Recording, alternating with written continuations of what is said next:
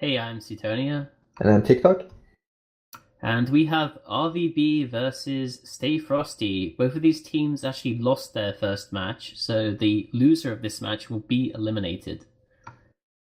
Now, Stay Frosty is a low-sec team, rootsly around Galantis Space. I think they lived in around Old Man Star back in days. RVB is a high-sec alliance.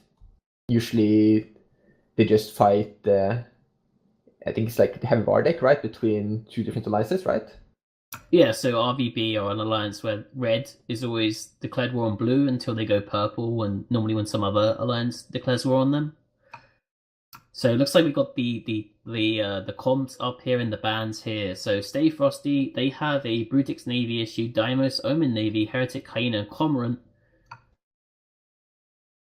Red versus Blue have a Catalyst, Kikimora, Eris, Exequrer Navy, Deimos, and Harbinger Navy. Yeah, and what's interesting is that both teams kind of banned the same sort of comp. They have almost exactly the same ships in their bands, except for an extra navy issue is switched out for like an Omen navy.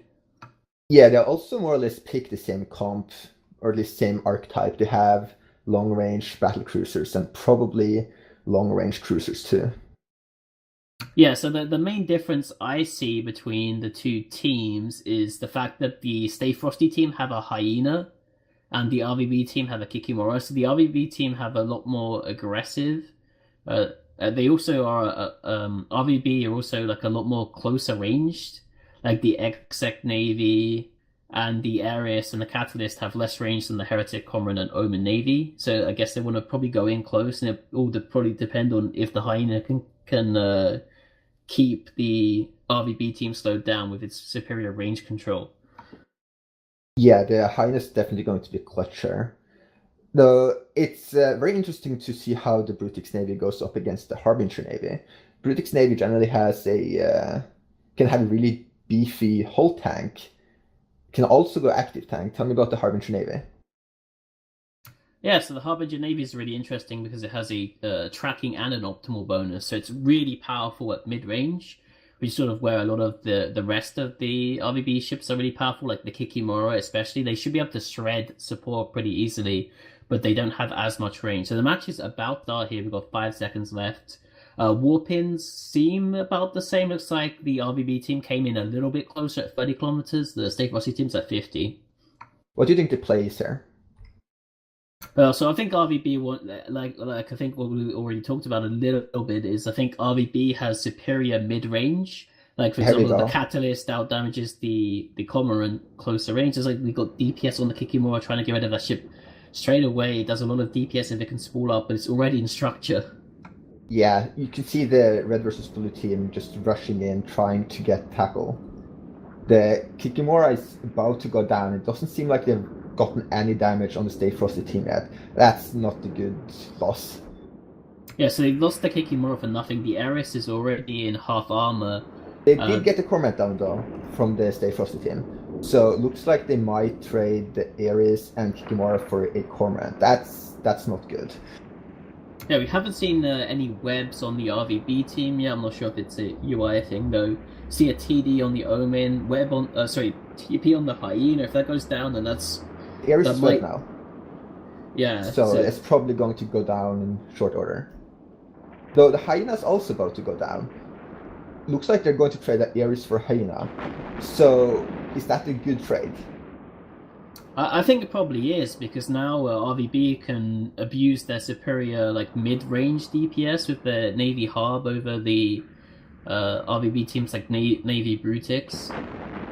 Red So, versus so like Blue have lost all their small stuff though, so do they yeah, really but need a Hyena they've already anymore got the for Navy control? Omen down pretty low. He's already used about 3 of his Ansel charges here, so he doesn't have too much left in that tank. And if they kill the Navy Omen and the Navy Execurer is still kind of alive, I think it's sort of equal. It's a very close match so far. They're more or less both lost their support and they're starting to work on the heavier DPS cruisers. Yeah, so the Navy Omen looks like he's mitigating a lot of DPS now. I guess he was able to get away from the fight which is really bad for RVB because he hasn't taken damage in a while, and he's mostly just topped himself up with his ancillary. Do you think this Heretic is going to be able to do anything this match other than minuscule amount of damage to the heavier ships? Yeah, well, I mean, the thing with the Heretic, right, is now that like most of the anti-support has died on the RVB sides. Well, not that they really had too much in the way of that. Like, he should be able to survive pretty well, right? Because the Heretic has a MWD Sig Bloom bonus, so he should be able to just keep away from everything and just shoot like missiles at people at 60 kilometers away with decent traversal. It does look like the Navy Exec is going down now, so that this seems to stay in the favor of Stay Frosty right now. So if the Omen Navy goes down in quick order, it's basically going to be Battlecruiser and Deimos versus Battlecruiser and Deimos. Yeah, and one advantage that Stay Frosty may have if they end up trading this Navy Omen is that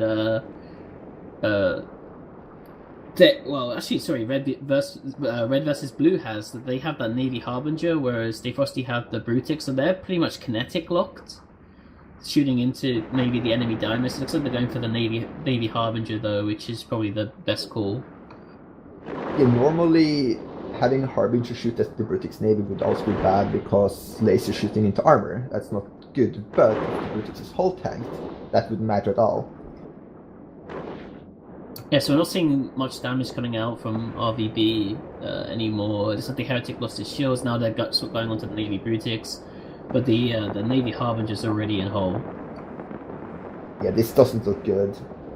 I'm very curious how much of an impact that the Heretic has on this, if that's what's tipping the DPS race in favor of Stay Frosty.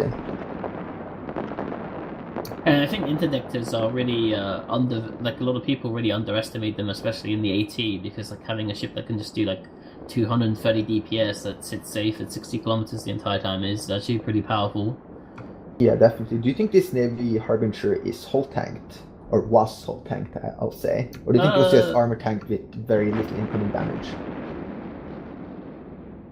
I didn't look at the. I can't remember if he was or not, but it looked like he was probably hull tanked. So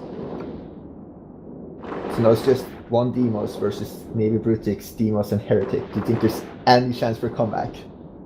No, I think RVB are done here, right? Because I don't think that either teams have tackle, but like the Navy Brutix can basically just run away from the Deimos if it's in trouble, and then the Deimos can just come in and screen off the Deimos for it. It was a very close match at the start. They had fairly similar matchups, so this is a very strong win from Stay Frosty here, it would seem. Yeah, it looks like the Deimos activated his assault damage control there, so he probably won't be alive for too much longer now. The Navy Brutix has stopped taking damage too, so it's pretty much completely Stay Frosty's game. What do you think RVB could have done to win the match? I'm not really sure. Maybe maybe a different primary call would have been better. I think maybe they should have gone for the bigger stop first, but it's really hard to say because it didn't seem like the Hyena was that effective in this match. Yeah, they did have a lot of damage. Say the Eris and Kikimora, they're very high damage ships, but not a lot of hit points. So I feel like you need to use them effectively early on before they're removed. So maybe just try to overwhelm some of the bigger ships, and if you can remove, say, the cruiser, you would hit you would be able to remove quite a bit of damage fairly early and hopefully break through the reps.